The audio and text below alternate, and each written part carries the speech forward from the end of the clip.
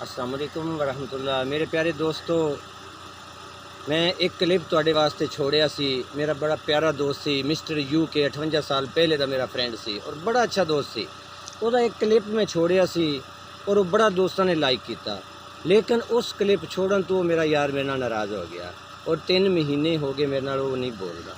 पता नहीं वो नाराज़ क्यों है। वो कहता है कि तुसी मेरी वीडियो क्यों अपलोड की। लेकिन अज ईद है, ईद उल फितर है। अज मैं स्पेशल मनाने वास्ते उसके घर आया हूँ। ठीक है, तो दुआ करो तुसी दोस्त सारे मिल के मेरा दोस्त मेरा मन जाए और तुहानू इस तरह के अच्छे अच्छे क्लिप होर भी मैं अपलोड करता रहांगा। ठीक है, मेरा ख्याल है वो आ रहा है।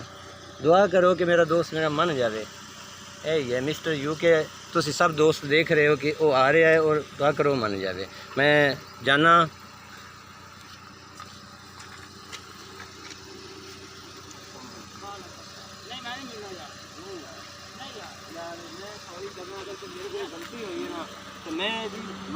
नहीं मैं नेड़े नहीं यार तू मेरे अच्छे दोस्त है, अच्छे दोस्त नहीं मिलते।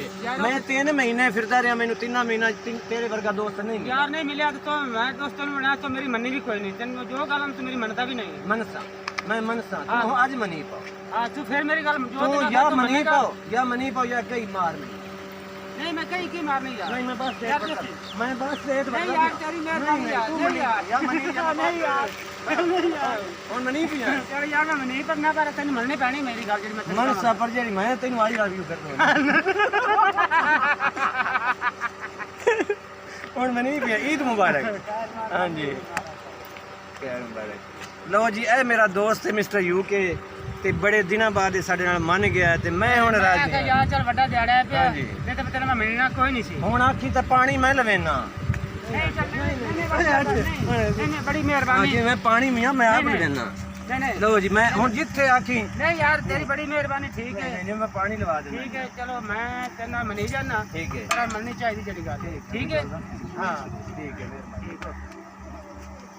शुक्रिया भी, शुक्रिया सब दोस्त।